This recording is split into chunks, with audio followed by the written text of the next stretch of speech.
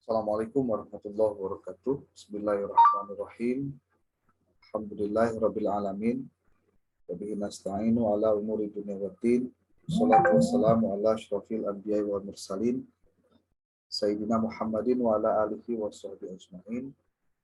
Rabbi shrah li sadri wa yassir li amri wa hlul 'uqdatam min lisani yafqahu qawli.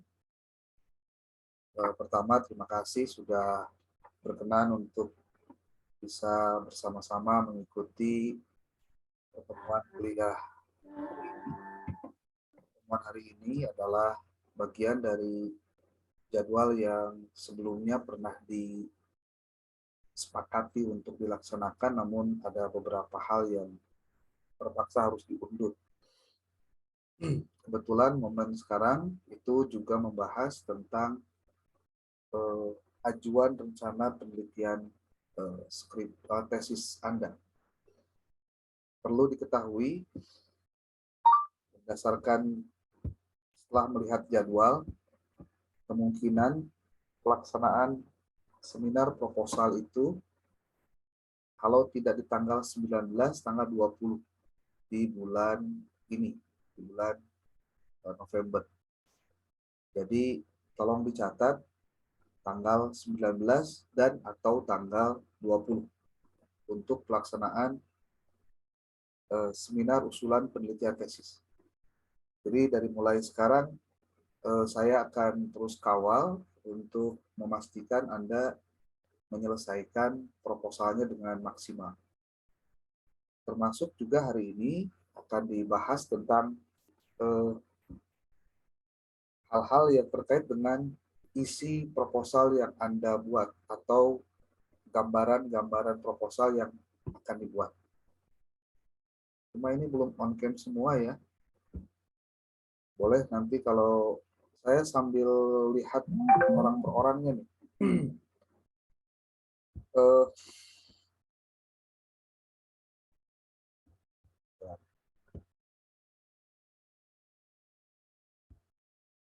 Ini yang belum on cam, kenapa ini? Ada kegiatan lain atau gimana?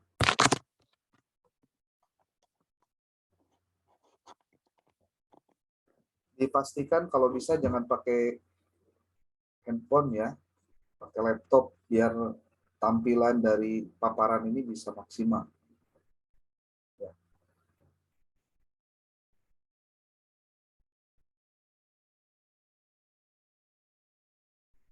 Abiu masih posisi off cam.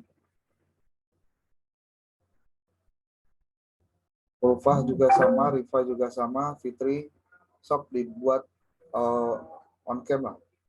Biar sayanya di malam Jumat ini tidak merasa khawatir ya, ada yang ikut tapi nggak ada gambarnya gitu. Ya. Siap dok, ini masih di jalan sebentar lagi on cam. Izin dok, 10 menit lagi.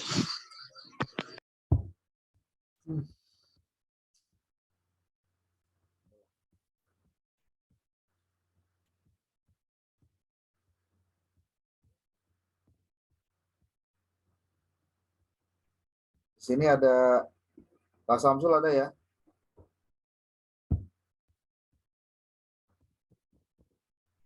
Oke. Saya mau membahas satu persatu dulu yang ada. Samsulnya ada nggak orangnya?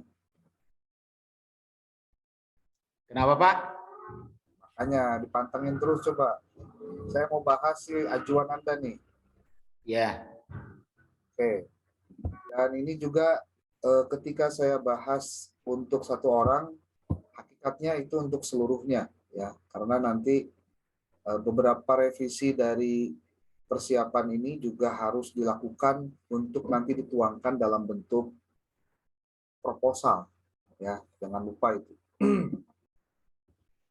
Tadi yang belum masuk tolong dikasih tahu rencana kita melakukan seminar usulan penelitian tesis untuk angkatan 10 itu tanggal 19 dan atau tanggal 20.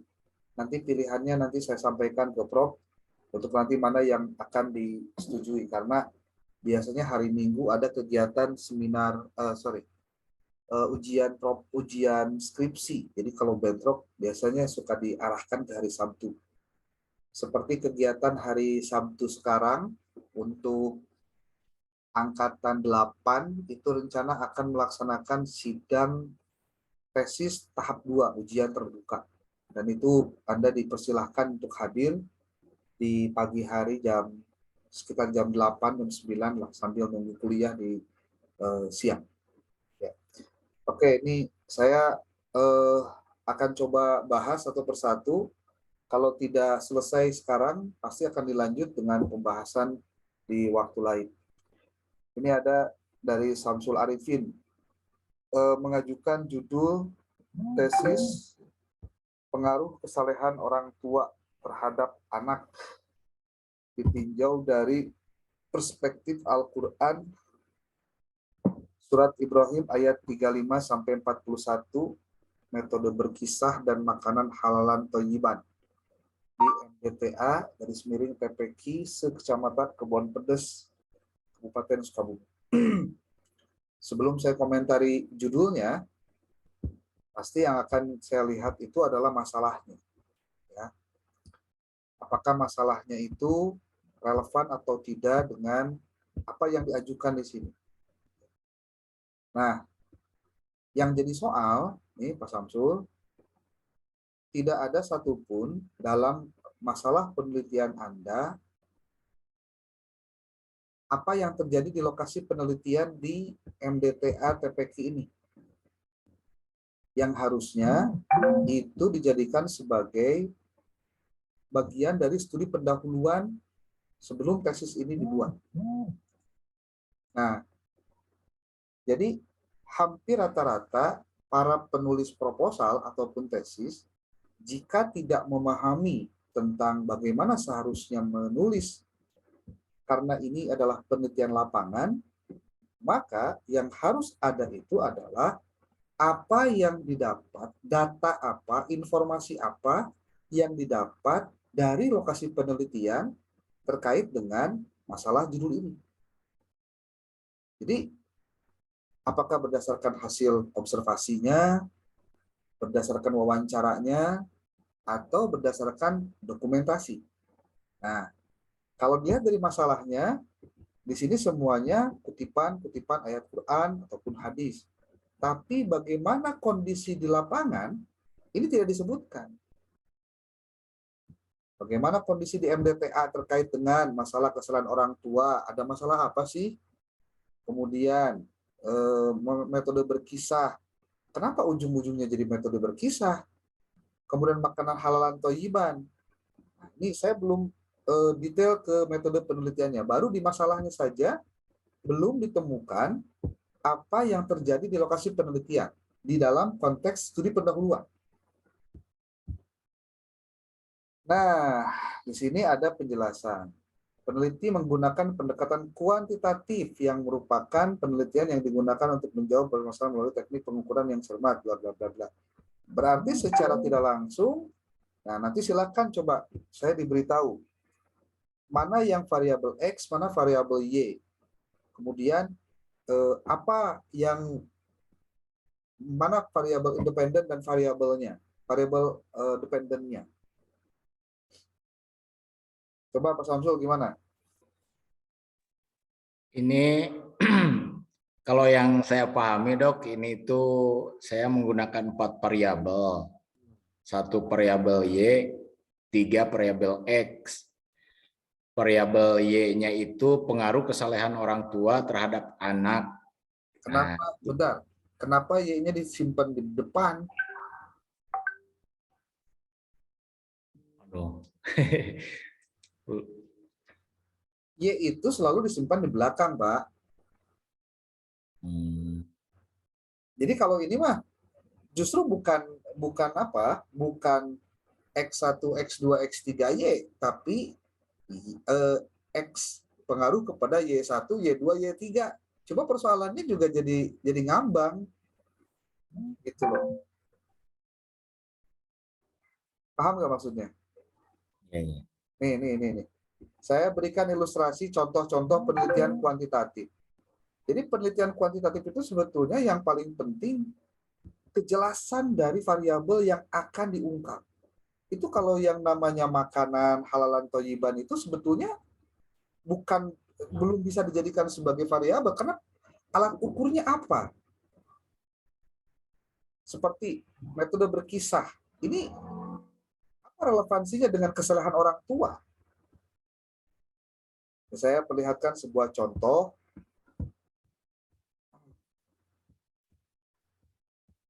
Kalau tidak salah minggu lalu saya sudah sampaikan ini ya. Nih. Dalam penelitian itu, nih, judul penelitian kuantitatif itu dapat dibedakan menjadi 4 macam.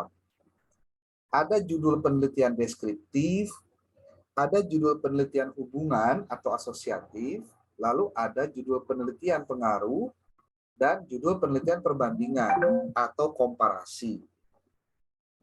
Kalau judul penelitian deskriptif itu seperti ini, Pak. Judul penelitian deskriptif adalah judul penelitian yang memaparkan atau mendeskripsikan sesuatu, tidak membuat perbandingan atau juga hubungan, apalagi pengaruh. Efektivitas model pembelajaran kooperatif tipe tim games turnamen pada mata pelajaran PAI siswa kelas 7 MTS Tarbiyatul Falah, Kecamatan Sukabumi, Kabupaten Sukabumi. Ini dilihat dari judulnya saja sudah kelihatan, Pak. Ini deskriptif. Ya.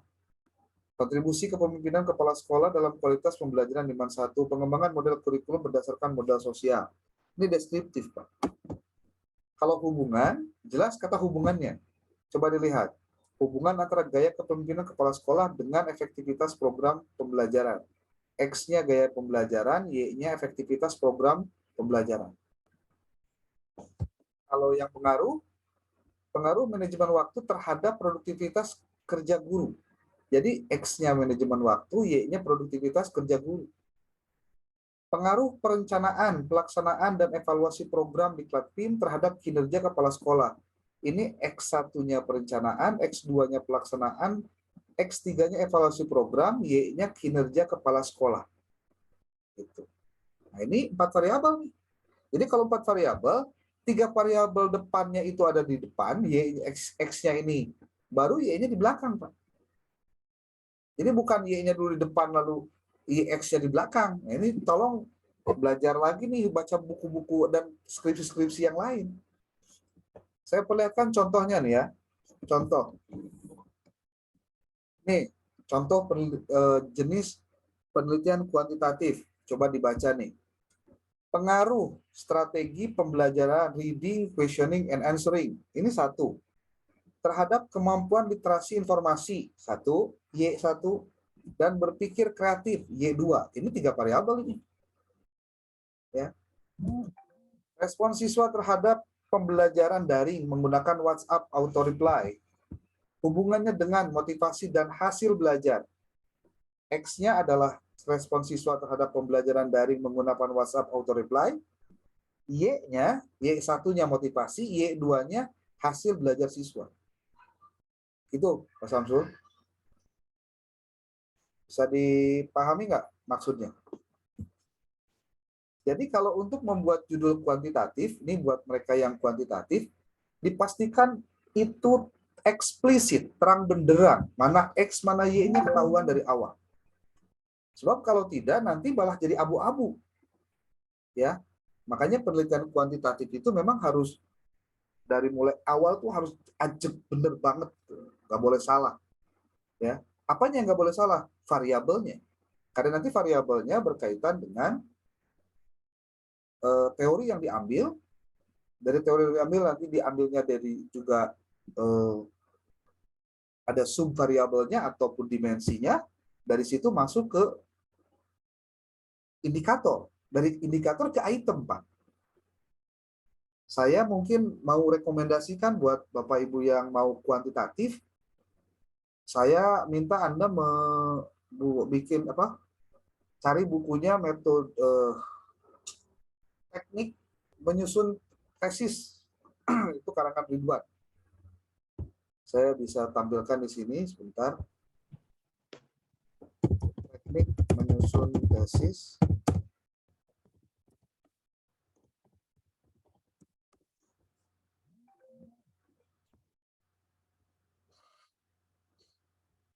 Ini Pak Samsul kalau mau yang kuantitatif, ya Anda bisa pelajari langsung dari buku kuantitatifnya langsung. Ini bukunya nih. Nah, termasuk bukunya siapa? Yang saya kirim itu PDF-nya. Oh,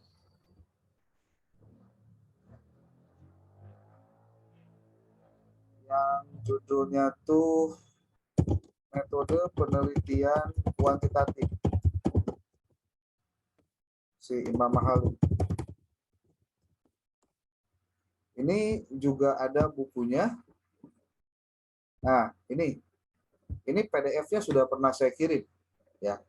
Coba dipelajari tuh, karena mau tidak mau buat yang kuantitatif, nyangkol-nyangkol judul tuh bukan sesuatu yang sembarangan, Pak. Ada tahapan-tahapannya. Gimana Pak Samsul?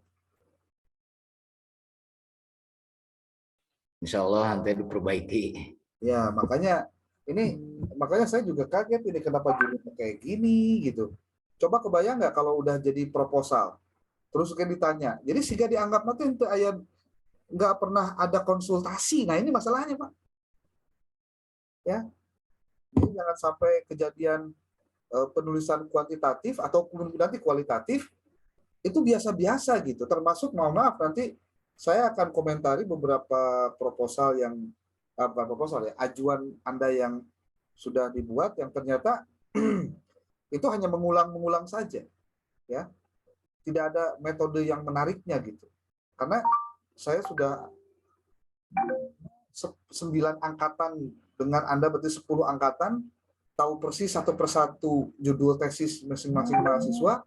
Jadi tingkat perkembangannya harus berubah dari tahun ke tahun. Jadi Pak Samsul, yang tadi saya sampaikan judul Anda itu, yang ini, nah ini sebenarnya problemnya di penempatan judul saja sudah keliru, Pak. Jadi harus ditegaskan dulu mana X, mana Y. Kalau Anda mau 4 variabel itu mau X-nya ada 2, Y-nya 2, ataupun X-nya 3, Y-nya 1, contohnya terserah. Ya, gitu. Kalau mau kuantitatif. Makanya coba dicari, ini saya belum melihat nih. Nah ini kalau judul-judul begini Pak Samsul nih, kalau yang Pak Samsul perlihatkan ke saya, hanya beberapa saja yang kuantitatif, sisanya kualitatif Pak. Ini kuantitatif nih, pengaruh pola asuh otoritatif orang tua terhadap kemandirian belajar, religiusitas Islam, dan performansi akademik anak usia sekolah dasar. Ini bisa dipastikan kuantitatif Pak, ada kata pengaruh, ada kata terhadap, itu gampangnya begitu. Ada lagi nih, sentuhan kasih sayang orang tua terhadap pelaksanaan disiplin sholat anak, studi kuasi eksperimen. Kemudian pengaruh kondisi sosial dan kondisi ekonomi keluarga dalam mendukung keinginan anak untuk melanjutkan pendidikan ke perguruan tinggi. Nah ini saya tidak melihat kata terhadapnya, saya harus cek ini kuantitatif atau bukan, tapi di sini sudah ada penjelasan ini kuantitatif. Cuma sayang Pak Samsul, pada saat mengutip ini itu harusnya dituliskan hasilnya apa, Pak. Ya ini juga buat semua nih. Ketika Anda mencantumkan literatur review terhadap penelitian-penelitian terdahulu, mohon dicantumkan informasinya tidak hanya sebatas judul, sumbernya, negara, kota, asal, jenisnya juga, tapi Anda tuliskan adalah apa temuan hasil penelitiannya. Itu. Coba ikuti pola yang disampaikan oleh Ahmad Fauzi ketika menuliskan tabel literatur review. Begitu ya Pak Samsul ya. Halo. Baik dok, makasih dok. Nah, jadi nanti judulnya bukan lagi begini Pak. Bukan lagi begini judulnya nih. Jadi bagusnya gimana tuh dok? Ya. Kalau masih ini gitu tapi dirubah. Sekarang begini. Coba nih.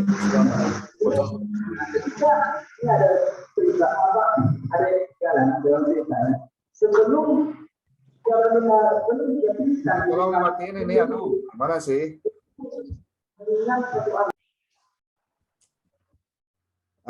Masih. Saya ulangi ya. Sorry.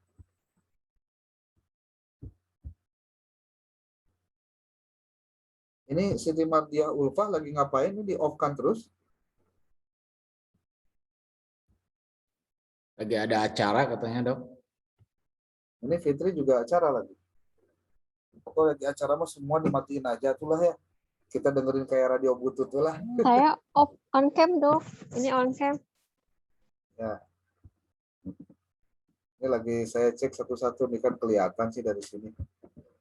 Oke, jadi Pak Samsul, kalau mau judulnya ini, justru yang jadi masalah adalah apakah kata-kata ini bisa jadi judul, bisa jadi variabel atau tidak, Pak. Terus ini apa relevansinya dengan kesalehan orang tua? Nah, ini juga jadi persoalan kalau buat saya. Coba lihat, Pak. Pengaruh kesalahan orang tua terhadap anak ditinjau dari perspektif Al-Quran, metode berkisah, dan makanan halal thayyiban. Itu hayang teh naon sih, sok saya mau denger dulu. Pengennya apa sih ini teh? Jadi kan yang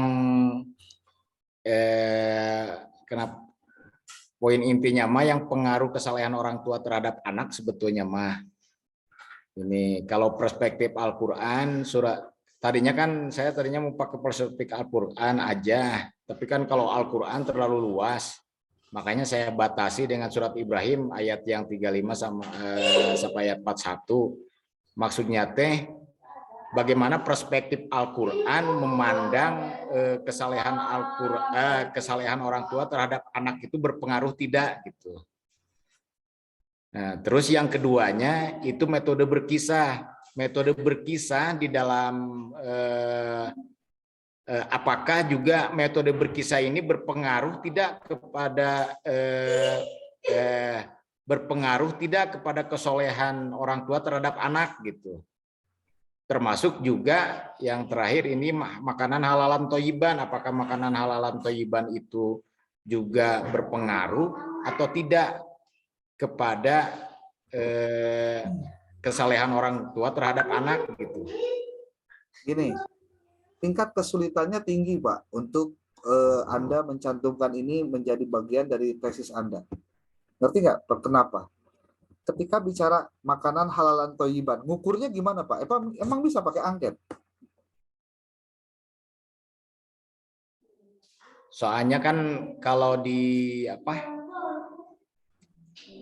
salah satu hadis Nabi yang menjelaskan tentang ayat halalan thayyiban itu disebutkan bahwa makanan itu sebetulnya akan mempengaruhi kepada karakter, termasuk juga ketika makanan itu tidak diperhatikan oleh orang tua, karena pada dasarnya anak itu adalah darah daging dari orang tua itu sendiri gitu, yang awalnya itu adalah dari saripati makanan yang dikonsumsi olehnya ketika anak itu belum terlahir ke permukaan bumi ini. Ini pertanyaan. Terus ketika cara mengukurnya bagaimana, Pak? Kenapa? Cara mengukurnya bagaimana? Mengukur apanya, Dok? Loh, mengukur apanya gimana? Mengukur pengaruhnya, presentasinya berapa persentasenya gimana itu? Ya mungkin kan diukurnya nanti agak Nggak bisa mungkinan gitu, makanya perlunya melakukan studi pendahuluan terhadap tesis-tesis atau disertasi yang lama terkait dengan judul-judul seperti itu juga perlu dilakukan, Pak. Jadi kayaknya gini, ini kekurangan bahan untuk memahami satu naskah teks itu gitu. Sekarang gini, Pak. Apakah yang ditampilkan dalam PDF yang Anda buat itu sudah mengacu kepada temuan-temuannya, Pak? Tuh. Kalau saya sih melihat kalau judul kayak gini lebih baik sudah saja judulnya jadi dikualitatifkan saja, Pak.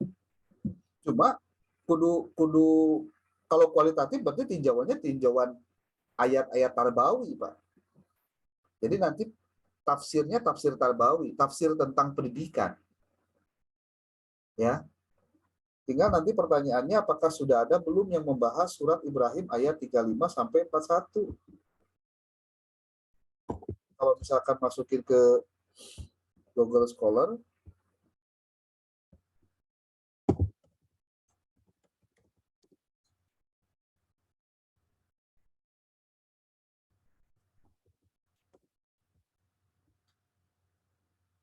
tuh Pak, rata-rata ketika menggunakan ayat Quran ini kualitatif Pak. Tuh, konsep pendidikan spiritual dalam surat Ibrahim ayat 45 sampai 41 menurut Quraisy Shihab. Studi tafsir Al-Misbah.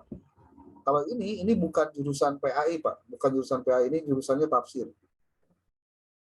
Walaupun ini ada bisa jadi ini mahasiswa pendidikan maksudnya PAI, tapi pendekatannya pendekatan tafsir untuk menjelaskannya. Peran orang tua dalam pendidikan keluarga, perspektif Al-Quran surat Ibrahim ayat 45 sampai 41. Metode pendidikan keluarga dalam Al-Quran surat Ibrahim ayat 35 sampai 41, tafsir Al-Misbah karya Quraisy Shihab dan implikasinya. Nilai-nilai pendidikan Islam dalam kisah Ibrahim, telaah Al-Quran surat Ibrahim ayat 35 sampai 41 dan Maryam ayat 42 sampai 8 dalam tafsir Al-Quran. Jadi rata-rata kalau menggunakan ayat Quran, Pak, itu kualitatif. Kecuali kalau pemahaman tentang ayat Quran. Itu berarti Anda menggunakan tes nantinya. Boleh jadi judulnya begini, pemahaman orang tua tentang kisah Ibrahim dalam Quran surat Al-Ibrahim ayat 35 sampai 41, di mana contohnya, di lokasinya di mana. Jadi kita ingin tahu aja bagaimana pemahaman mereka tentang kisah Nabi Ibrahim itu. Cuma memang persoalannya, kalau banyak yang tidak tahu, nanti hasilnya bakal negatif, Pak. Maksudnya negatif itu jadi tidak menemukan hasil yang maksimal. Nah, itu kualitatif tapi kuantitatif. Kalau judulnya pemahaman, ya, dimulai dari pemahaman orang tua siswa terhadap kisah Ibrahim dalam Quran surat Ibrahim ayat 35 sampai 41, contohnya begitu. Itu hanya untuk ngetes saja. Kebayang ya, hanya untuk satu tesis, satu ajuan saja, ini komentarnya bisa panjang, Pak. Karena apa? Karena memang tidak bisa biasa-biasa menjelaskannya. Termasuk juga pada saat, nah ini juga perlunya mungkin dari mulai sekarang, teman-teman angkatan 10 perlu rada ekstrim lah belajarnya, walaupun memang mungkin dari waktu ke waktu banyak kendala, banyak tantangan, mau gimana lagi. Ya. Ini Fitri sama Lisna, Mukhlis juga lagi on cam, gimana? Sok, jangan dimatiin atuh. Udah pasca ini teh bukan lagi anak S1 Gimana sih? Ya. Oke. Jadi Pak Samsul, kalau mau mengkaji Quran surat Ibrahim ayat 35 sampai 41, saran saya carilah tesis-tesis yang ada hubungannya dengan itu. Ya. Gitu, Pak. Oke. Lalu Pak Indra, ada Pak Indra?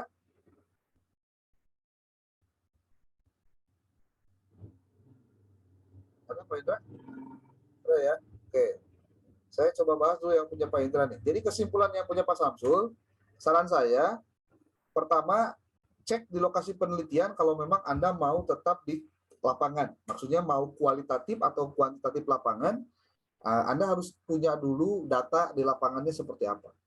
Kalau Anda mau mengalihkan pada bentuk kualitatif, silahkan. Berarti carilah contoh-contoh pembanding tesis atau artikel jurnal tentang surat Ibrahim ayat 35 sampai 41.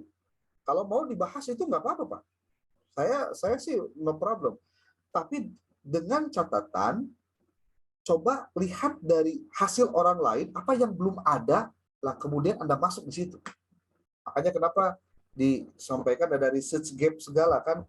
Research gap itu kan Anda baca sebetulnya tulis ini malah, nah topik ini merupakan topik menarik. Kenapa? Karena kesalahan orang tua berpengaruh bagi perkembangan anak-anaknya.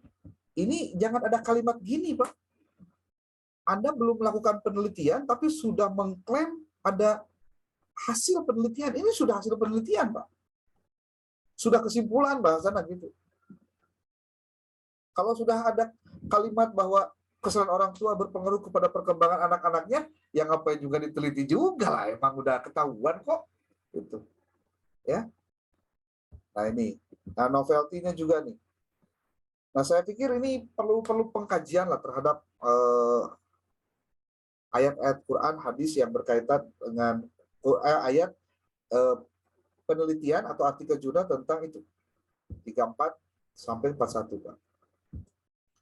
Pak Indra, nah ini sekarang masuk ke kualitatif nih. Kalau lihat dari judulnya nih kualitatif. Strategi internalisasi nilai-nilai pendidikan agama Islam sebagai upaya mencegah tindak perundungan. Studi kasus pada Pondok Pesantren Darus Syifa Al-Fitrat Kerudampit Sukabumi. Oke. Kalau secara judul sih no problem, Pak. Dari konteks kualitatif judul ini bisa masuk ya. Tapi kita lihat dulu. Nah, ini masalahnya disampaikan ada kasus perundungan, oke. Sini juga ada. Nah, dengan studi pendahuluan yang telah dilakukan pada beberapa bulan terakhir, menunjukkan bahwa perundungan tersebut sering ditemukan. Nah, ini juga kalimat ini harus diperbaiki, Pak. Jadi harusnya begini, berdasarkan hasil studi pendahuluan, penulis melakukan wawancara dengan siapa. Nah, didapatkan informasi bahwa dalam 3 tahun terakhir pernah terjadi perundungan kepada santri yang dilakukan oleh santri. Tuh. Jadi ada bahasa, ini didapatnya dari apa? Apakah dari wawancarakah, dari observasikah, atau dari studi dokumen, gitu, ya. Jadi ini perlu perlu diperkuat lagi. Bahkan kalau perlu ini data KPAI-nya itu jangan yang terlalu jauh, Pak. Kalau bisa KPAI yang ada di Sukabumi. Kalau ada.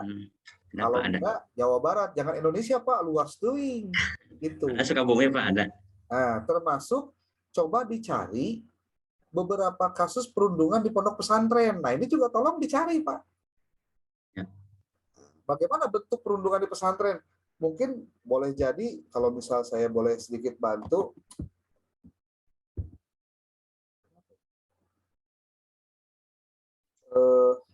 contoh nih,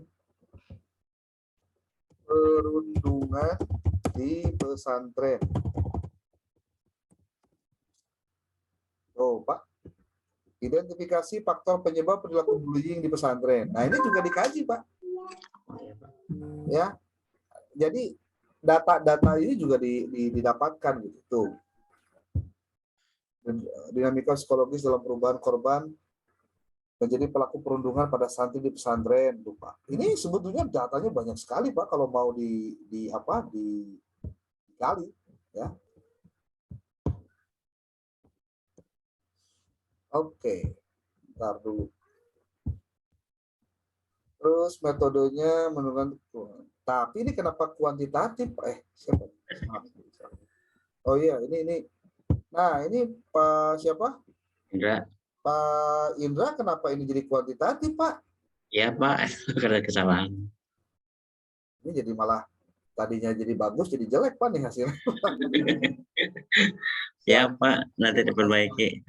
Kade, ya, template-nya dapat dari orang, jadi diganti, kade, ya. Gentos, Pak. Yang merupakan penelitian ilmiah sesuai terhadap bagian-bagian fenomena serta kualitas. Nah, ini juga salah, Pak. Kausalitas hubungan-hubungannya gimana ceritanya? Kok kualitatif jadi karena kausalitas? Kausalitas itu justru kuantitatif, Pak. Kausalitas itu justru kuantitatif. Sementara Bapak judulnya di dia kualitatif, di penjelasan metode ilmiah jadi kuantitatif. Jangan-jangan nanti salah juga pada saat Anda menulis proposal. Ini hati-hati, Pak. Siap. Sudah menulis proposal itu hati-hati banget, ya. Bahkan disebutkan, sebetulnya di metode penelitian ini juga disebutkan hal-hal lainnya. Ini juga kepada yang lain ya. Metode penelitian itu hakikatnya bicara tentang satu, pendekatan yang digunakan apa, dua, waktunya kapan, tiga, tempatnya di mana, empat, sumber datanya siapa, lima, teknik analisisnya menggunakan apa, yang keenam, bagaimana teknik keabsahan datanya. Itu tuh di satu paket itu sebetulnya metode penelitian itu persis bab 3 lah. Cuma dibuat secara secara singkat gitu, Pak. Ya, supaya nanti ketika Anda menurunkan dalam proposal itu tinggal copy paste aja dilihat dari sininya, Pak. Oke, alasan pengambilan judul, alasan yuridis, oke. Nanti juga ditambah dengan undang-undang ini anak, Pak, perlindungan anak ya. Ya. Sosiologis penelitian Aduh, peneliti telah melakukan penelitian dahulu tentang strategi ini, malah jadi salah, Pak. Alasan sosiologis itu adalah alasan apa yang terjadi di lapangan, apa yang terjadi di lokasi penelitian, apa yang terjadi di masyarakat kita, itu sosiologis. Alasannya seperti tingkat perundungan itu sangat maksimal, dari tahun ke tahun mengalami kenaikan. Berarti ini harus dilakukan pencegahan gitu. Jadi pesantren sebagai lembaga pendidikan memiliki kewajiban untuk tindakan tersebut jangan sampai terjadi, Pak. Alasan saintifik melakukan memperluas pengetahuan. Oke, ini bukan seperti ini lah. Research gap, topik menarik kenapa? Dalam hal ini ada berperan sebagai pelaku. Nah ini juga nih, ini sebetulnya jadi trouble nih. Research gap ini bukan begitu, Pak. Coba dibaca lagi research gap dalam penelitian. Apa sih?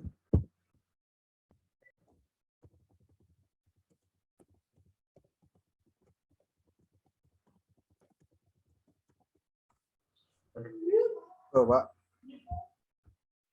Cara mudah menemukan research gap. Kamu yang masih bingung tentang research gap, simak bagaimana menemukan research gaps. Nih Pak, dibaca coba yang dari yang begini Pak. Jadi jangan sampai hal-hal yang sebetulnya bisa diantisipasi malah jadi salah ketika begini Pak. siap Pak. Ya. Termasuk, nah ini novelty. Adakah novelty dalam tulisan jelaskan alasan disertai dengan penelitian terdahulu?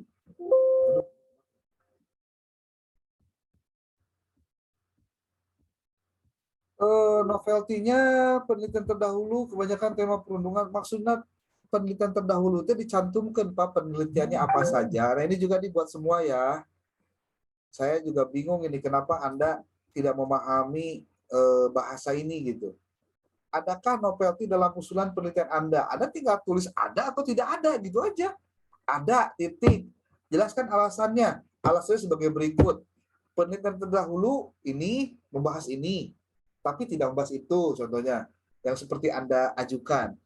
Artinya novelty itu terkait dengan seberapa banyak orang sudah melakukan itu dan Anda mengambil tema yang mana yang belum dikaji orang lain. Balik dari sisi tema penelitiannya, variabelnya, atau dari sisi jenjang atau level lembaga yang Anda teliti, atau dari metode penelitian Anda. Jadi kalau ditanya, Pak novelty itu kumaha teh sih? Novelty itu Anda mencari sesuatu yang belum banyak dikaji orang gitu. Nah, salah satu caranya adalah dengan Anda melakukan penelaahan terhadap artikel-artikel atau penelitian yang sudah ada dengan menggunakan publish or perish dan post viewer. Cuma yang tadi Pak Samsul juga tidak dicantumkan hasil post viewernya seperti apa. Hasil ya artinya mendalami materi-materinya seperti apa gitu Pak. Nah, makanya dari sini alasan novelty itu gini Pak, pertanggungjawaban Bapak terhadap proposal yang nanti bakal dibuat bahwa apa yang saya lakukan ini sesuatu yang relatif masih genuine, belum banyak yang melakukan, ataupun mungkin tidak ada, ataupun berbeda dengan orang lain. Gitu. Judul-judulnya ini, oke, tuliskan judul sudah Anda miliki. Saya berkali-kali menyampaikan kepada Anda semua, cobalah cari buku-buku di sini, Pak. Tema bullying itu Anda tinggal tulis saja. Bookfori.org, oh maintenance.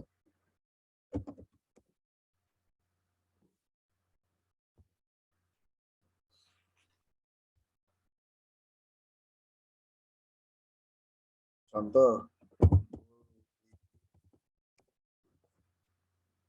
Wih, Pak, lihat tuh. International Journal. Malah ada jurnal khusus ngebahas tentang bullying, Pak. Tuh, International Journal of Bullying Prevention. Jadi pencegahan terhadap bullying. Tuh, ada jurnalnya malah. Anda tinggal masuk ke libgen.lc. Nah, itu tuh. Nanti Anda tinggal masuk ke situ. Ya, sebagai cara untuk mencari artikel jurnal juga nih, ya. Di samping kemarin Science Direct dan lain-lainnya.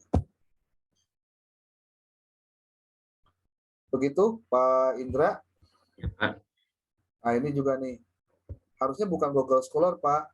Ini maksudnya ditulis nama jurnalnya apa, terbitannya kapan, nomor berapa. Itu, Pak, maksudnya bukan Google Scholar bukan begitu. Namanya siapa gitu. Ini tabel literatur review tuh ini termasuk juga ini adalah mencantumkan hasilnya, itu yang penting, Pak. Hasilnya apa? Enggak ditulisin nih hasilnya nih. Ya. Jadi maksud saya begini, Pak. Anda ketika mengikuti alur yang saya buat tentang persiapan proposal ini, nanti pada saat Anda menyusun proposal tesis, Anda tinggal kopas-kopas saja sebenarnya. Dari apa yang dibuat. Tentu kalau memang sudah oke, gitu. Ya. Kalau dilihat dari sisi judulnya ini sudah tinggal lanjut saja, Pak. Siap, Pak. Alhamdulillah. Saya belum menemukan hasil penelitian, hasil observasi awal Anda di lokasi penelitian. Ya. Belum ada studi pendahuluan lah. Coba baca bukunya Suharsini Arikunto di bab 6 tentang studi pendahuluan. Itu ada, Pak, lengkap sekali di situ. Ya. Oke.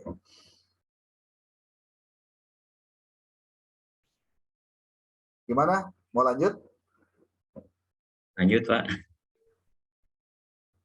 Saya anu ieu masih kena cara langgel. Pak Dodo kemana, Pak Dodo?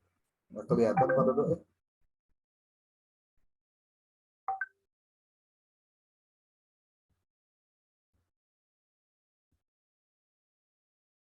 Oke. Saya mau yang punyanya siapa dulu nih? Saya acak dulu dah.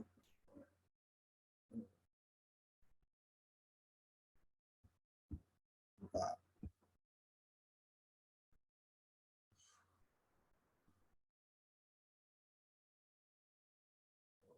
Pak Samsul tadi sudah dapat ilham lagi, Pak Samsul?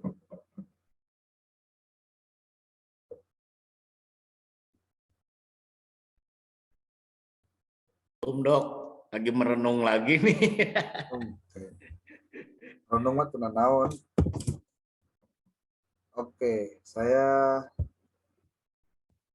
cek dulu nih. Bentar. Kalau sekarang tidak bisa tercover semua, berarti nanti pasti harus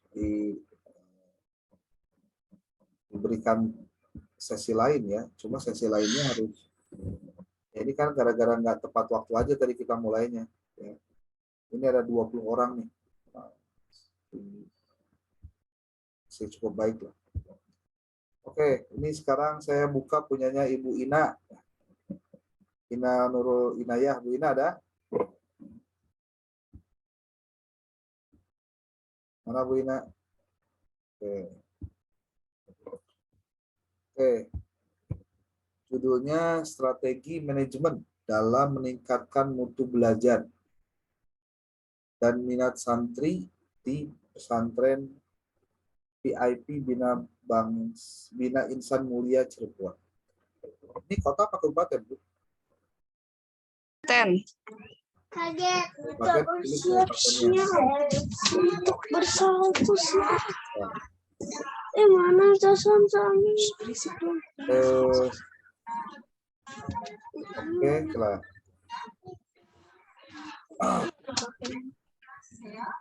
Sini dulu, kayak Ini dilihat dari masalah penelitiannya.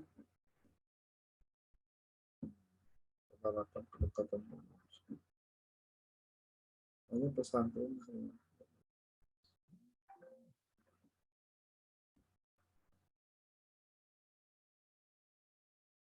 Nah, ini perlu saya tetap saja dalam konteks kepentingan penyusunan latar belakang masalah perlu diangkat studi pendahuluan. Ya. Dan studi pendahuluan ini diambil dari wawancara, observasi, dan studi dokumentasi. Kalau di sini, nah,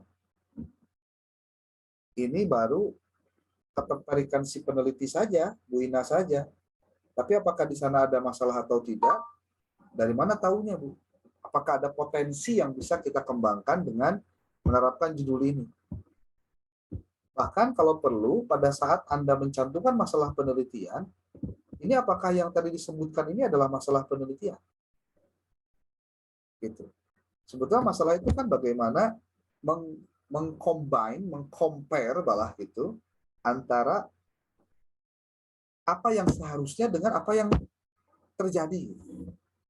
Nah, bagaimana kita tahu masalah yang terjadinya itu? Ya dengan melakukan observasi, wawancara, dan studi dokumentasi. Jadi di sini harusnya dilakukan. Ibu melakukan studi dokumentasinya kapan? Wawancaranya kapan? Dengan siapa? Menemukan apa? Dan kenapa kemudian menarik untuk mengkaji tentang manajemen dalam meningkatkan mutu belajar? Saya ingin lebih detail. Kayaknya istilahnya bukan mutu belajar, tapi mutu pembelajaran. Ya. Dan minat santri. Minatnya minat apa ini? Minat belajar, minat mondok, apa minat apa? Ini juga perlu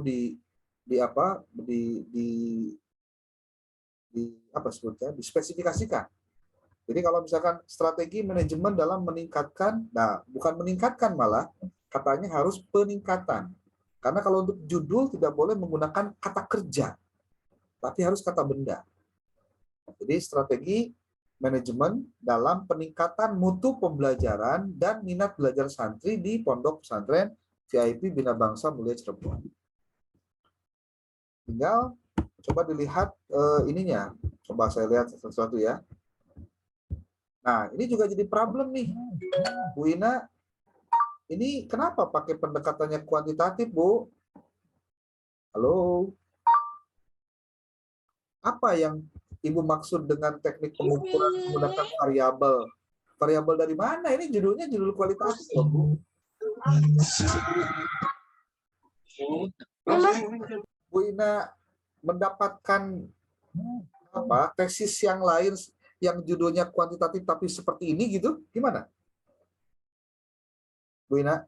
Iya saya. Iya baru selintas aja sih. Bukan, Soalnya maksudnya, kemarin maksudnya, Bu Ina dapat judul seperti itu, kenapa diyakini itu adalah kuantitatif, Bu? harusnya kualia, Dok. Bukan masalah harusnya, ibunya nggak gitu maksudnya. Jangan tebak-tebakan loh, ini mah bukan masalah tebak-tebakan, bukan. Ya, ini hanya kita bukan mau tebak-tebakan. Lah bentuk kuali deh, bukan itu. Tapi pahami ininya. Masalahnya apa, kita punya tujuan apa, inginnya dengan cara apa, dari situ kemudian tahu, oh kalau dengan judul seperti ini berarti apa sebutnya, pendekatan yang digunakan untuk materi ini adalah kualitatif gitu maksudnya. Jadi saya jadi kaget di luhur judulnya Sigaki ya, tapi dihandapnya jadi pas tina metode jadi kuantitatif. Ini kuantitatif variabelnya mana baik gitu. Ya. Mana X mana Y-nya gitu, Bu. Makanya kalau saya nih, ini buat semua yang ada, pastikan Anda itu punya 1, 2, atau 3 buah tesis yang Anda lihat, judulnya seperti itu, polanya seperti itu, sehingga kalaupun Anda memodifikasi, itu tidak terlalu jauh gitu loh. Ya namanya juga, apa ya, yang namanya mahasiswa lah, namanya juga belajar, perlu juga ATM. Amati, tiru, modifikasi. Caranya sederhana sebetulnya, tinggal masuk ke sini aja Bu, ke Google Scholar, contohnya tulis strategi manajemen dalam peningkatan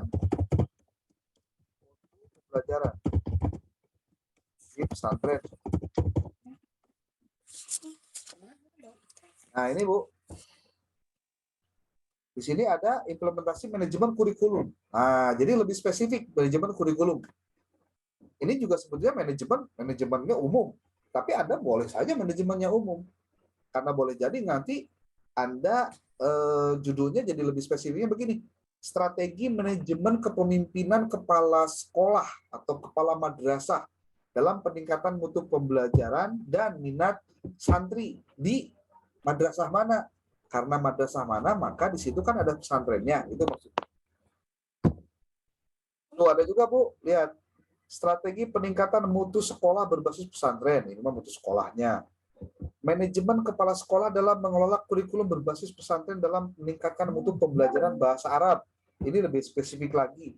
Nah, maksud saya, cobalah kalau memang judulnya itu diawali dari kata strategi manajemen, yang beginian itu dicek, Bu. Coba saya lihat dulu ininya, apa? Alasannya dulu deh sebelum masuk sini. Yang pasti ini metode ini tidak tepat ya Bu ya. Bukan kuantitatif ya, bukan kuantitatif. Kalau mau jadi kuantitatif tinggal Anda persiapkan 3 variabel X, 1 variabel Y, selesai itu. Atau kalau mau judulnya rada-rada berbeda bisa, gampang. Tinggal diolah saja. Tinggal dibaca buku-buku statistik tentang judul-judul penggunaan variabel. Variabel itu kan banyak. Ada variabel moderator, ada variabel intervening, ada variabel dependent, ada variabel independen gitu. Ya. Alasan sosiologis, peneliti telah melakukan penelitian terdahulu dengan mengobservasi kebesaran yang akan dijadikan mengenai betul adanya pembesaran tersebut menawarkan fasilitas VIP sehingga. Nah, VIP yang dimaksud itu VIP apa? VIP dalam pembelajaran apa VIP dalam fasilitas keberadaan siswa di sana, dan ini Fasilitasnya. seharusnya muncul di latar belakang atau di masalah itu. Ini juga perlu diperdalam ininya Bu. Baik Dok. Saya pikir PIP-nya sudah menarik, mungkin belum ada. Cuma kalau mau ya mungkin bahasanya begini Bu. Strategi manajemen sarana dan prasarana dalam peningkatan mutu pembelajaran dan minat santri. Saya pikir Nah, ya betul. Ya bisa Dok. Ya makanya dicari lagi Bu maksudnya. Ya dicari. Jadi manajemen sarana prasarana. Ini kan manajemen tuh banyak sebetulnya. Jadi manajemen sarpras lah. Contoh strategi sarana dan prasarana pesantren, contoh langsung. Tuh, strategi pengembangan sarana prasarana pembelajaran. Oh, Bu, banyak contoh-contohnya tuh. Tinggal pertanyaan saya, Anda ngutip di bukunya itu, di sininya gimana nih? Ini sudah strategi pengembangan sarana prasarana pembelajaran. Ya, sayangnya tidak dituliskan apa temuan hasilnya. Ini problemnya. Ini mah bukan informasi atuh. Ini mah judul sebenarnya mah. Tapi ini ada satu ayat strategi ini hasil penelitian menunjukkan satu ada hiji hunkul kah hiji malah heran ya. Ini nggak ada. Ya Dok, nanti diperbaikin. Nah, ini Bu. Jadi ketika Anda menemukan banyak hasil-hasil ini, ya, kira-kira apa sih yang Anda temukan dengan tempat yang akan dijadikan penelitian Anda? Atau malah begini, apakah sekolah yang akan Anda kaji itu sudah pernah ada yang mengkaji? SMP apa sih namanya? Pesantren Bina Insan Mulia.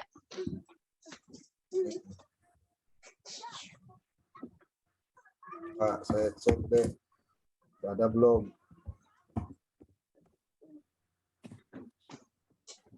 Ada belum? Belum ya? Tadi cek nih pesantren. Oh gini nih.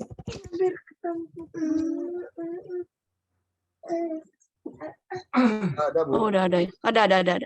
Nah, harusnya ibu juga mengutip atau bukan mengutip, menjadikan penelitian-penelitian terdahulu di sekolah itu sebagai bahan penelitian terdahulu sehingga nanti orang lain sudah meneliti di tempat ini. Nah, saya belum meneliti itu, maka saya akan meneliti ini. Gitu maksudnya, Bu. Seperti ini kan, multicultural value in the traditional Islamic curriculum Bina Insan Mulia Cirebon. Aktivitas human relation dan meningkatkan kerja karyawan. Tuh kan ini mah karyawan. Inovasi kurikulum pesantren untuk mewujudkan tujuan pendidikan nasional. Manajemen strategik dalam peningkatan kompetensi lulusan di SMP. Nah, Bu, cuma ya tadi ya, Ibu perlu mencari apa sih yang belum dilakukan oleh orang lain ketika penelitian di tempat ini. Nah, itu kan bisa jadi novel, Ibu. Ya. Ya, puyeng. Ya, baik. Wajar, ya.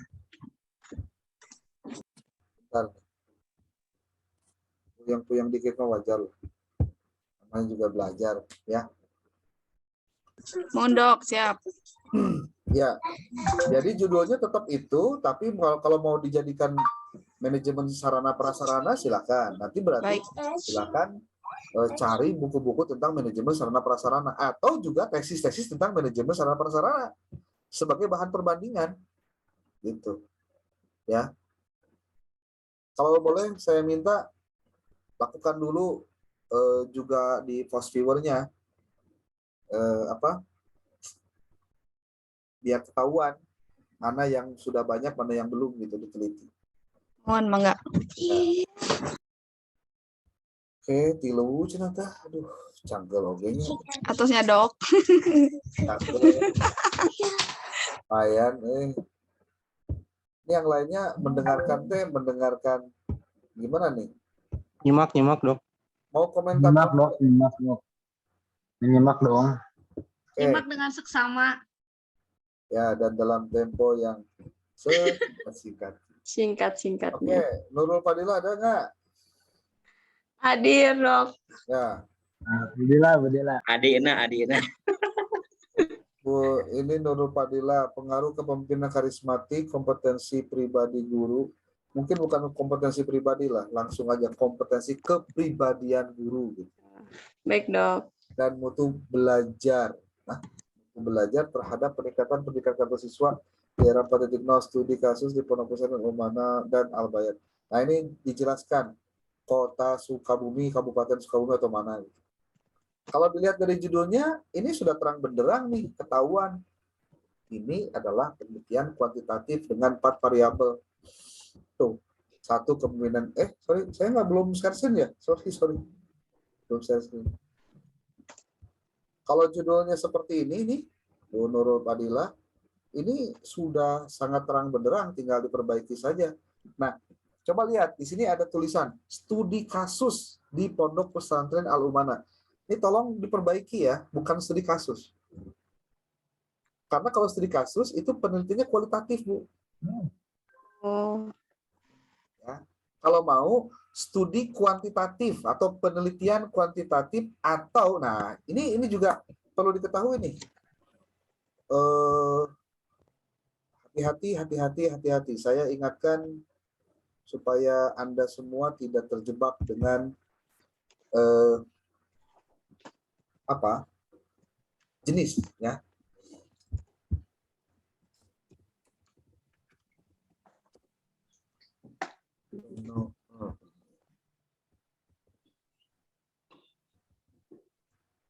Fenomenologi.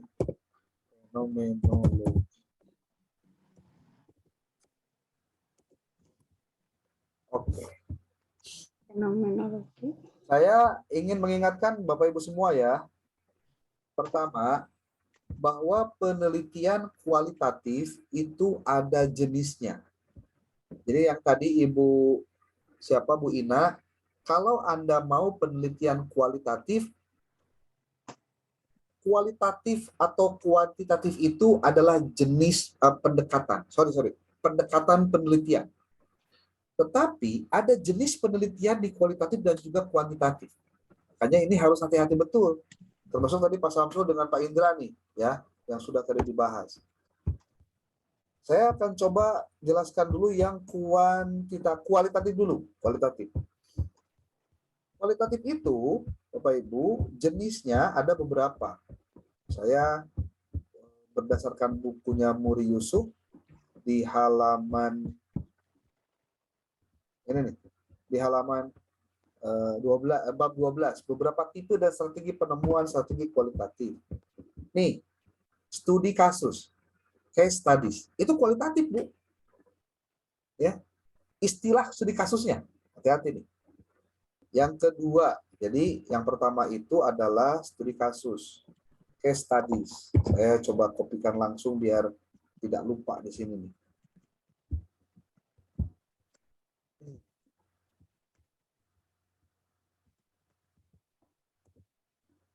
Case study. Yang kedua, jenis kualitatif itu adalah, lihat, grounded teori metodologi. Ini yang kedua nih.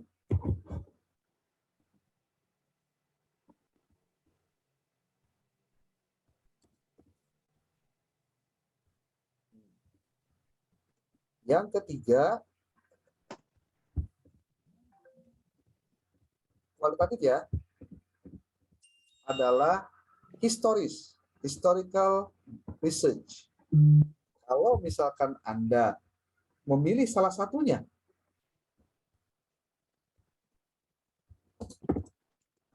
saya suka lupa makanya langsung ditulis. Saya lupa menyampaikan ini kepada mahasiswa. Yang D, yang keempat itu adalah fenomenologi. Nih, fenomenologi.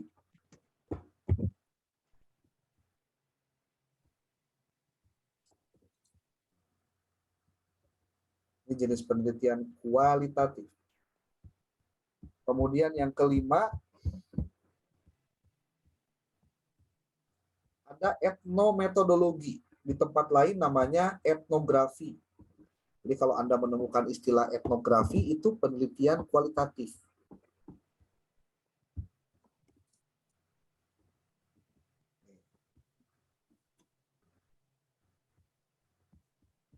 Nah, di bukunya Muri Yusuf itu hanya, nah, ada etnografi. Tuh, etnografi. Sorry, tadi etnometodologi, ini etnografi. Yang bagian F.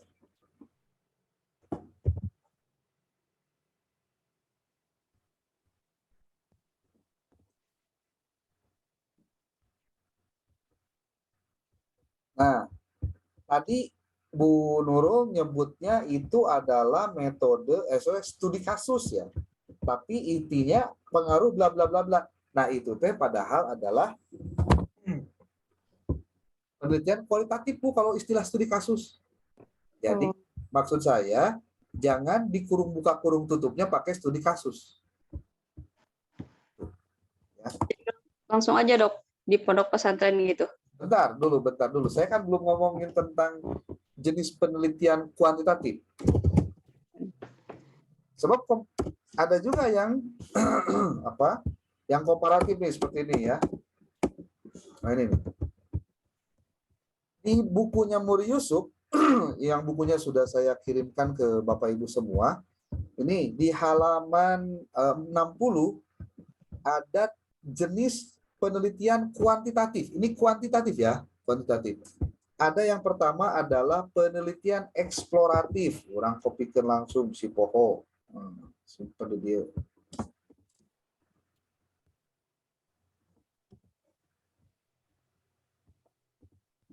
Eksploratif. Yang kedua, adalah deskriptif kuantitatif. Nah, rata-rata orang tuh karena nggak mau pusing, biasanya dia pakai ini, jenis penelitiannya. Deskriptif saja sudah, penting asal beres. Padahal ada lagi yang lain. Seperti apa? Ini ada lagi korelasional. Nanti akan membedakannya dalam hal apa? Di statistiknya akan beda, Bu, cara penjelasannya. Termasuk pengujian hipotesisnya pun bakal berbeda. Kemudian yang keempat, ini pada punya kan buku ini ya? Halo? Pada punya nggak buku Muri Yusuf? Kan udah dikirim di grup.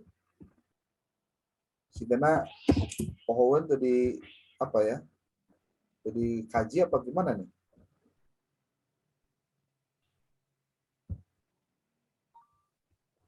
Kemudian yang kelima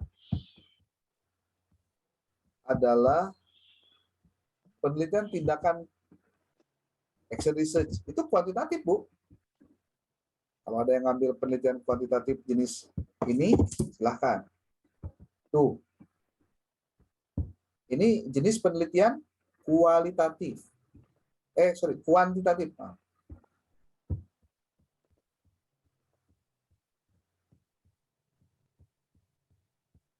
Jadi yang keenam, eksperimen. Nah, saya sarankan ke Bu Nurul dan juga yang lainnya yang mau mendalami tentang penelitian kuantitatif, tolong untuk mengkaji dulu jenis penelitian Anda itu mau diarahkan ke mana. Jenis penelitiannya, biar tidak ambigu ketika ditanya nanti pada saat proposal Anda diajukan. Anda mau melakukan penelitian kuantitatifnya jenis yang mana? Nah, jenis mana itu harus jelas dulu. Jangan hanya sebatas apa pokok nama kuantitatif. Sanes pokona, iya inti nama. Andanya ngerti nggak isinya? Makanya coba dibaca lagi, coba dikirim ulang deh oleh teman Anda yang mungkin men-save itu apa? Tesis apa bukan tesis? Buku penelitian yang barusan di-share di grup biar dijadikan sebagai bahan pedoman membaca dan nanti di copy paste atau di copy dalam penyusunan tesis. Bukunya sudah ada kan? Saya sudah kirim tuh udah lama. Masih ingat nggak? Kayaknya nggak ingat ya. Ingat nggak sih? Halo? Gimana? Bukunya masih ingat nggak? Ada Pak Dok, sudah dipindahkan ke laptop. Ya, yang lainnya gimana? Ada nggak? Saya curiga belum gitu loh. Belum. Ya. Boleh dong curiga. Ada Dok di Buliana. Buliana, cina di kamu maksudnya Mas? Valid. Saya kirim lagi nih. Sekali deh dikirim ta. Nu kuali jeung nu kuanti jeung nanaona. Aing mah Coba menang ilmu teh langsung disimpan, coba ulah diantep.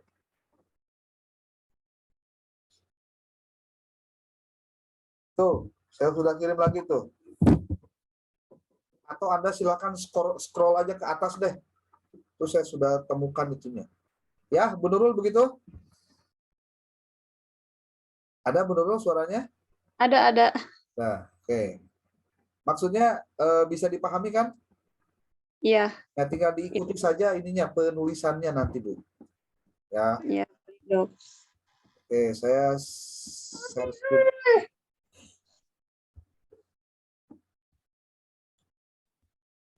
Termasuk ini tadi mana sih? Yang sudah saya buka. Oke, ini. Jadi ini masalahnya perkembangan dunia. Nah, di masalahnya ini tidak dicantumkan sama studi pendahuluan di lokasi penelitiannya. Kenapa juga Anda pilih Al-Umana dengan Al-Bayan? Anda mau pilihnya itu siswa atau santri? Itu sama apa beda? Kalau sama, di mana penjelasannya? Kalau beda, di mana perbedaannya? Kalau lihat dari judulnya ini, Dari bentuk kepribadian perilaku guru yang lincah ini yang penjelasannya memperlihatkan komitmen yang tinggi kayaknya ini bicara dalam tentang bukan mengembangkan di pondok pesantren. pesantrennya, tapi di madrasahnya.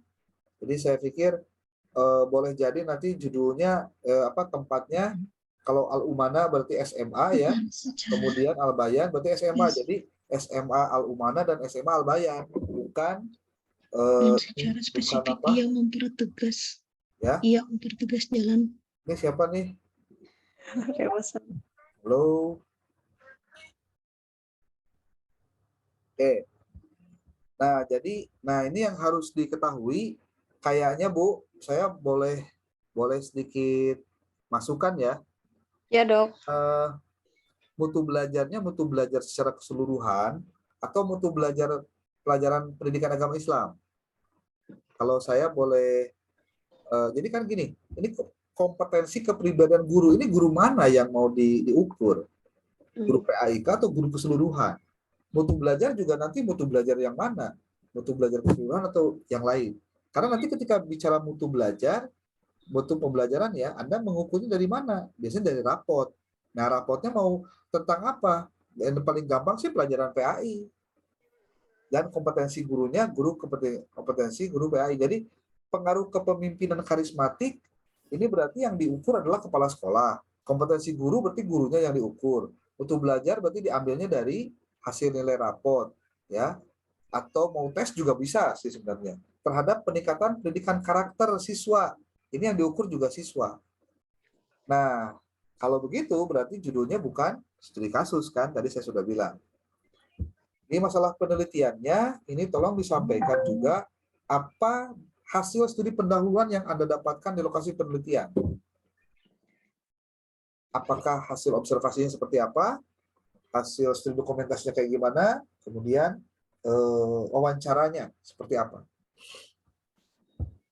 Yang tolong diperbaiki. Yuridis, oke, pendidikan karakter memang Y-nya pendidikan karakter, sosiologis, research skill.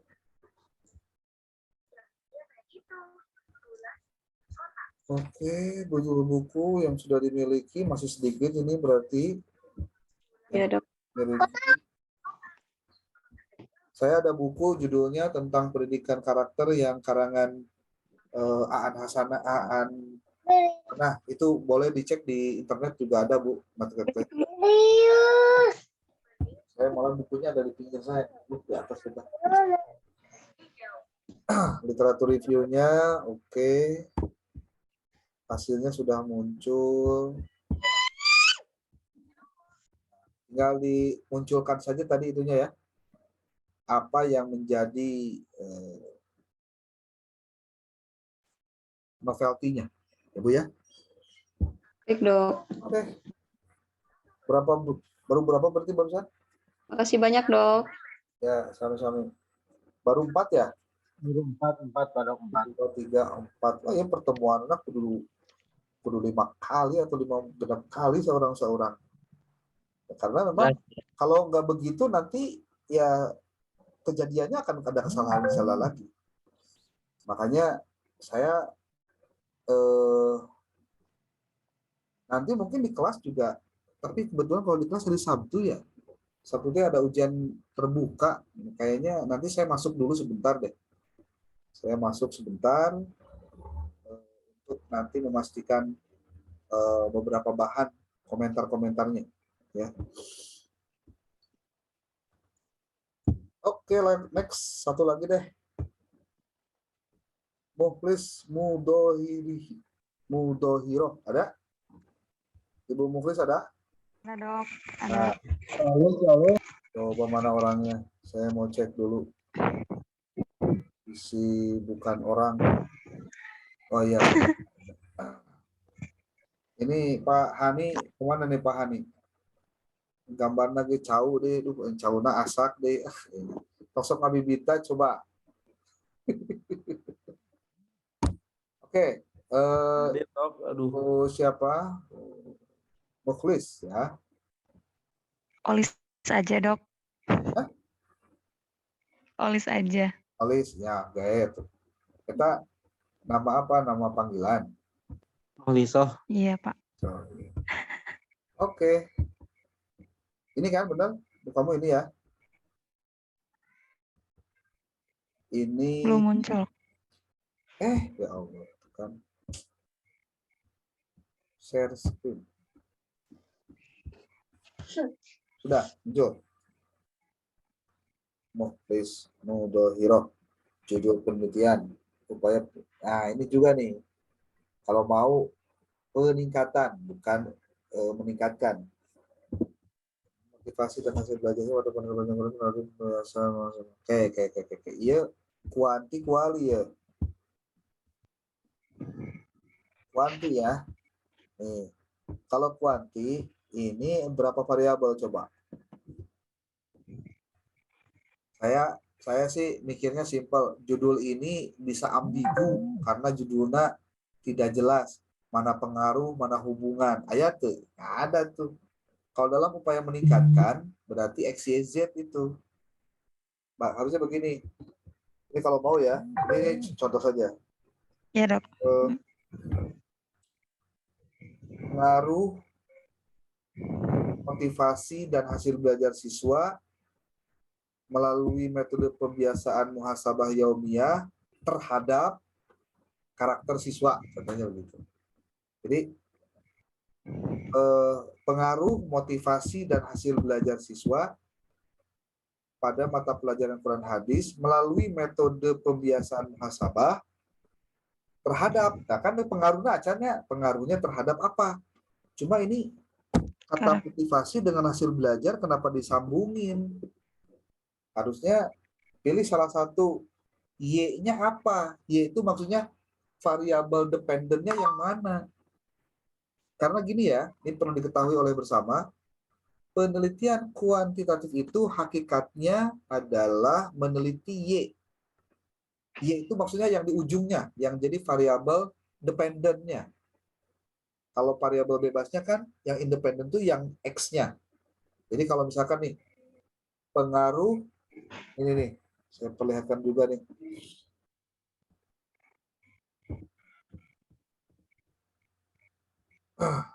Mana tadi? Nih judulnya nih. Judul kuantitatif. Coba dilihat nih. Tuh. Langsung saja judulnya pengaruh bla bla bla atau hubungan bla bla bla. Enggak usah pakai kata-kata yang lain. Cangkel, lain nanawan. Khawatir nanti orang itu salah persepsi tentang judul Anda. Nih contoh yang ketiga nih. Pengaruh kreativitas mengajar. 1, X1 tuh. Dan keterampilan mengelola kelas pada guru sejarah kebudayaan Islam. X2 tuh terhadap prestasi belajar siswa. Y. Nah, Y-nya itu di sini prestasi belajar siswa.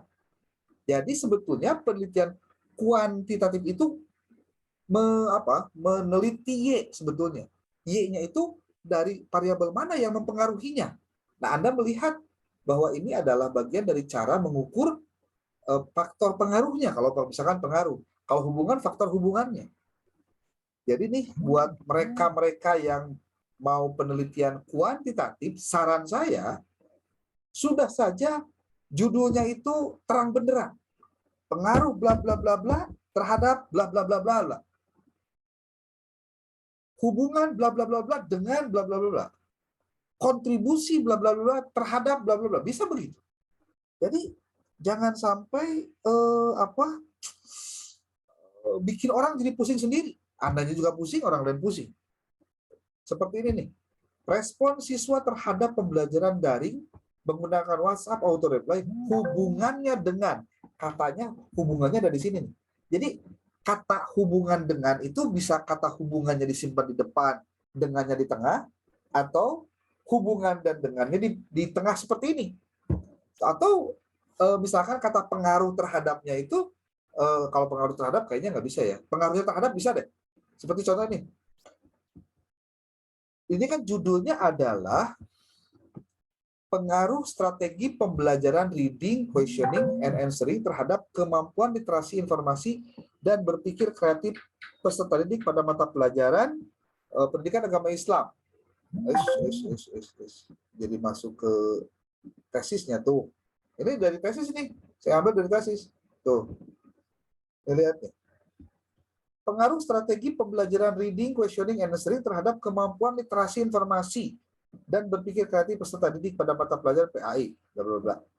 Nah, ini saya cuma ganti lokasi penelitiannya aja biar rada kesukabumian gitu tadi nama. Anda lihat di sini. Bisa saja kalimatnya begini.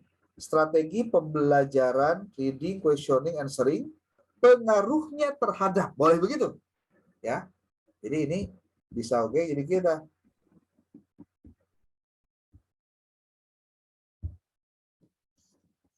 bisa aja judulnya itu jadi begini.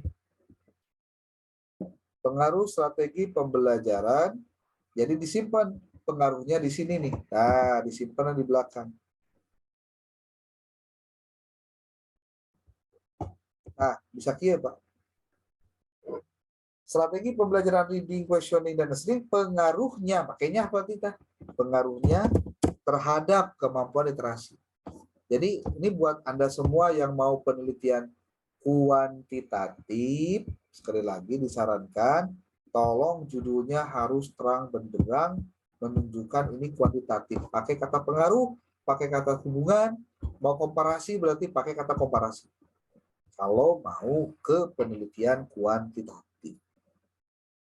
Jangan bikin Andanya pusing sendiri. Coba baca bukunya Imam Maghali yang metode penelitian kuantitatif yang saya sudah kirim tuh bukunya yang 0000 buku Metopen kuantitatif. Sudah di-save belum di HP? Pak Dok, izin bertanya. Boleh. Kalau kalau peningkatan masuk kuanti? Masuk. Cuma saya tidak menyarankan untuk atau agar judulnya terang benderang, segitu ya, Bung. Ya. Jadi kalau kuantitatif itu, jadi gini, judul itu jangan membuat ambigu. Makanya judul itu harus betul-betul lugas, eksplisit semua di situ. Seperti judul ini nih, Pak, bisa nggak judul yang kayak tadi, Bu siapa ini? Bu Muklis ya? Olis, Pak. Olis ya panggilannya, saya jadi lupa. Olis. Upaya meningkatkan motivasi dan hasil belajar siswa pada mata pelajaran Al-Quran Hadis. Sorry, saya belum share screen. Upaya meningkatkan motivasi dan hasil belajar siswa pada pelajaran Quran Hadis melalui metode pembiasaan muhasabah yaumiyah. Ini sebetulnya judulnya nggak tebak sebetulnya mau kemana arahnya. Cuma dari susunannya, nah ini jadi problem. Kalau buat saya ya, karena kata-katanya tidak menunjukkan mana pengaruh, mana hubungan. Padahal di sininya konon kabarnya kuantitatif. Coba tinggal itu. Metode penelitian Bu Olis itu mengacu pada pendekatan kuantitatif tuh. Kuantitatif, Bu. Maksud saya, coba baca buku Metopennya siapa? Imam Maghali. Nih. Saya tampilkan di mana sih Metopen? Saya pengajaran tahu ya, komitmen mengembangkan pesantren dengan pola integrasi. Di pojok itu, Dok. Dekat Firefox. Pola integrasi. Ya, nih, Bu. Halo. Iya, Dok. Pendidikan. Walis ya. Nih. Iya, Dok. Mending maca mah anu kira-kira memang ke hati. Ya, contoh judul-judul. Macam-macam judul penelitian kuantitatif. Kalau deskriptif kayak begini, hubungan kayak begini, pengaruh kayak begini, judul penelitian perbandingan begini. Mau pilih yang mana, monggo. Kan gitu aja. Tapi jangan lupa jenis penelitian kuantitatifnya tadi disampaikan kan di hadapan bawah.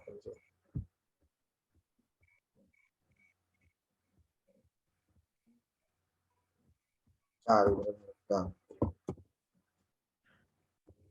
sistem pendidikan. Nah, yang ini. Saya mau ambil dulu ini. Dan pengajaran.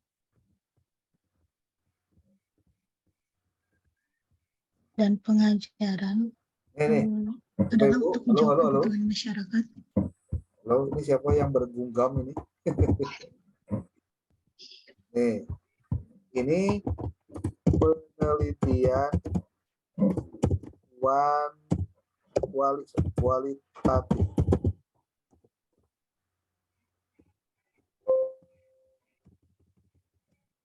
Kualitatif itu jenisnya ini nih.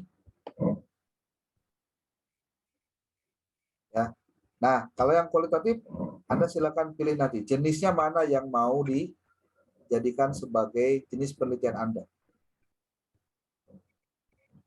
Kayaknya saya mau bikin rada-rada ciamik lah. Di tengah. Oke lah. Kalau kuantitatif, ini nih.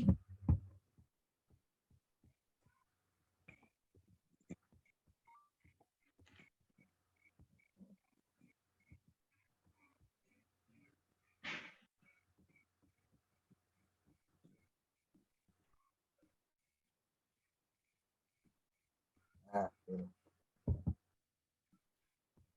Yang kuantitatif, Bu Olis tadi, Anda mau pilih eksploratif kah, deskriptif kuantitatif kah, korelasional kah, kausal komparatif kah, penelitian tindakan kah, atau eksperimen?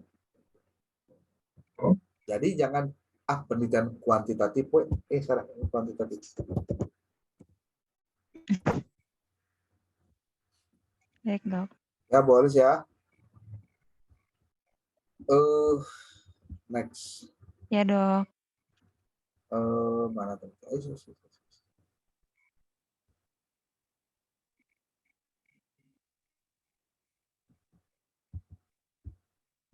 Mana sih? Bukan. Nah, nih. Terus ini kenapa kok menuliskan rumusan masalah? Saya tidak meminta rumusan masalah loh. Cok tinggali dina apa? Sebutnya dina WA yang saya kirim itu nggak ada rumusan masalahnya. Nah, ini juga nih. Masalah penelitian, proses pembelajaran, bla bla bla bla bla bla.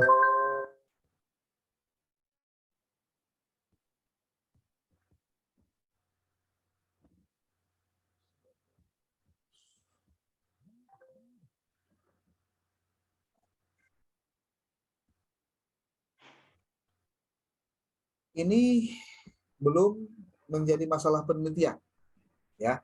Karena sebetulnya Y-nya apa? Coba. Y-nya itu ini nih. Nah, makanya saya bingung juga X-Y-nya di mana ini, Bu? Ya. Ini saya belum menemukan X-Y-nya nih. Kalau misalkan saya ambil ke sini, masuk ke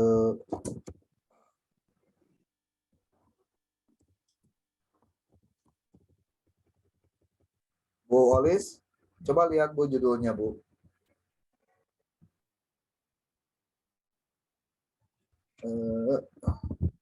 Upaya meningkatkan motivasi dan hasil belajar siswa pada mata Ya, pelajaran Dok. Quran hadis melalui metode pembiasaan muhasabah yaumiyah. Ini teh Y-nya mana, X-nya mana, Bu? Kalau mau judulnya dirubah jadi begini. Ini kalau misalkan dirubah ya. Jadi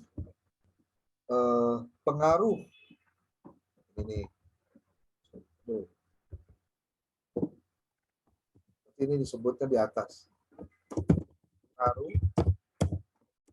metode pembiasaan. Sebetulnya kalau saya sih lebih enaknya begini, Bu. Pengaruh pembiasaan metode muhasabah yaumiyah terhadap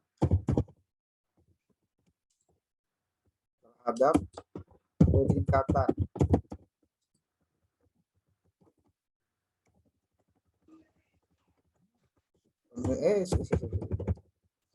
motivasi dan hasil belajar siswa pada mata pelajaran Al-Quran hadis di MTS Cisarua-Gira. Tapi kalau ini baru 3 variabel. Ini kalau judulnya begini kan intinya mah iya berenang teh. Pengaruh pembiasaan metode muhasabah yaumiyah terhadap peningkatan motivasi dan hasil belajar. Kalau judulnya seperti ini X-nya begini, Bu. Itu X1 pengaruhnya kepada mana?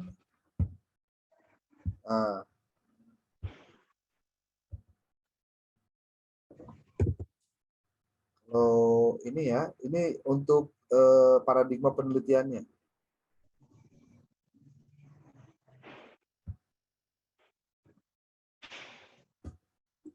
Satu,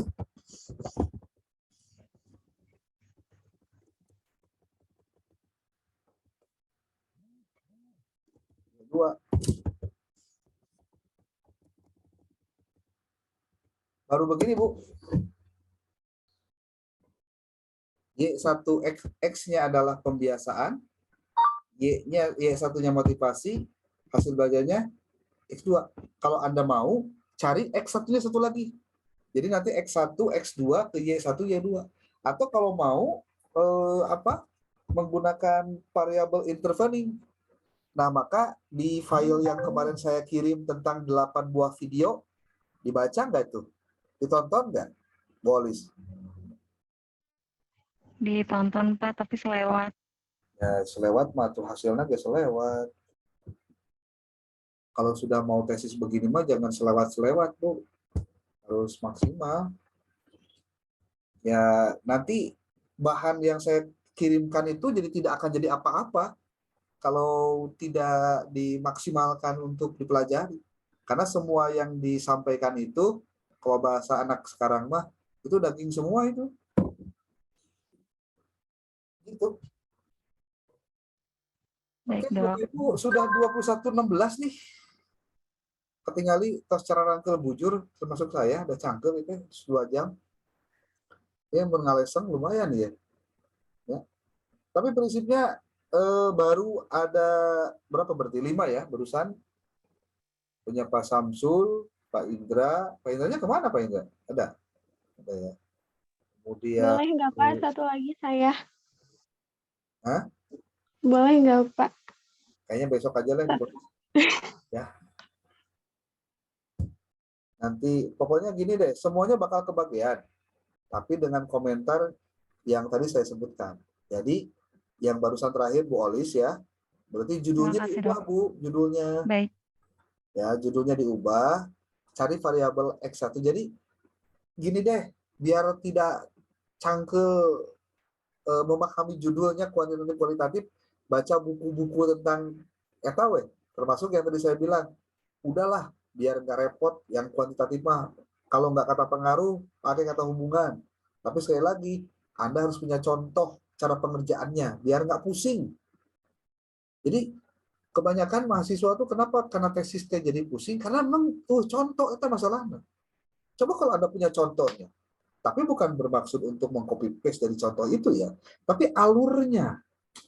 Ini saya kasih tahu pada Anda, saya bikin tesis sampai 2, disertasi hiji menurutnya bahwa itu hanya dengan melihat contohnya, Pak. Contoh tuh gini, kita lihat alurnya. Oh, lamun judul siga kieu teh itu nggak bahasnya iya. Terus anu jadi hipotesisnya ini kalau kuantitatif ya. Lalu setelah itu masuk pada penulisan variabelnya begini. Oh, nulisnya siga kieu. Gitu tak, Pak. Jadi cara berpikirnya itu harus ke arah bagaimana mempola pikiran kita. Jangan sampai malah dibalik. Orang bingung nih tesisnya kumahanya, aduh orang jadi galau ya, jadi males tuh nama jadi terbuka motivasi. Atunya iyalah kadinya mah terus-terusan we. Pas kebenaran ngobrol aja, aduh terbuka motivasi di sarwa. Mana itu sarwa aja orangnya terliur aja. Jadi atuh panjang-panjang nunggu nol atau gitu mah. Ya, justru ketika misalkan Anda menemukan kendala gitu, saran saya nggak ada yang nggak bisa dipelajari sih. Bener kan? Asalkan kita tahu bahwa ini ada manfaatnya buat kita. Saya mencatat beberapa alasan kenapa kemudian orang tuh tidak terlalu semangat ya ketika mengerjakan tesis gitu. Ya karena dia mikir, kenaon sih nukikian gitu. Ujung-ujungnya lah kenaon hirup di dunia ge da heureuy cenah gitu. Geus teu kudu kuliah lah, da naon teh dunia mah lahun walaib cenah. Jadi pakai ayat Quran supaya memperkuat kekedul dan kemalasan gitu. Nah, kan nggak bolehnya begitu.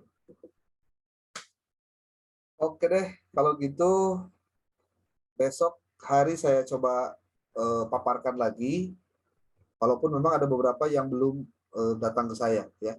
Dan yang barusan sudah saya komentar, mohon untuk bisa diselesaikan. Nanti kita hari Sabtu coba bahas lagi. Kalau Anda mau, sebetulnya saya ada waktu sih besok subuh tapi janganlah biar Anda nggak ada yang komplain, ya. Sabtu aja dong. Sabtu aja lah ya. Sabtu siang pada waktu kuliah. Tapi saya minta untuk kuliah hari Sabtu itu tetap presentasi untuk makalahnya. Mohon nanti dikirimkan makalahnya sudah dalam bentuk print out ya. Kemudian nanti filenya dikirim ke email. Emailnya yang kemarin itu yang sudah saya sampaikan ke siapa, Bu Liana ya. Emailnya musafna77@yahoo.com.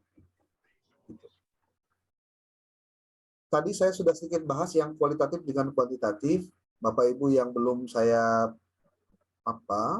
sebutkan satu persatu, mohon maaf karena waktu terbatas, tapi insya Allah dalam waktu yang lain, walaupun sudah dibahas nih model Bu Ina, Pak Indra, Bu Nurul, ya, Pak Samsul, kemudian Bu Olis, nanti pada saat pengkajian yang lain juga tetap harus hadir. Jangan sampai antos dapat alima atos kebagian. Nah, itu penyakit orang seperti itu wayanya. Oke. Ibu Bapak, terima kasih atas waktunya. Selamat beristirahat. Selamat bermalam Jumat. Besok bermalam Sabtu, besoknya lagi bermalam Minggu ya. Insya Allah kita ketemu lagi nanti hari Sabtu sambil Bapak Ibu kalau misalkan mau nonton untuk sidang tahap terbuka boleh. Kita tunggu jam 8, jam 9 itu boleh ditonton. Kalau misalkan ingin tahu kalau boleh mau pinjam tesis yang mau sidang juga kan enak tuh. Di obrolan minjem lah dokumen yang ningali isi we masalahnya haneut kene jadi magisterna gitu angkatan 8 karena tahun depan juga Anda akan mengalami hal yang sama tahun depan ge wisuda lah ya. Amin. Oke, terima kasih. Billahi taufiq wal hidayah wallahu muwaffiq ila aqwamit thoriq. Assalamualaikum warahmatullahi wabarakatuh. Assalamualaikum warahmatullahi wabarakatuh.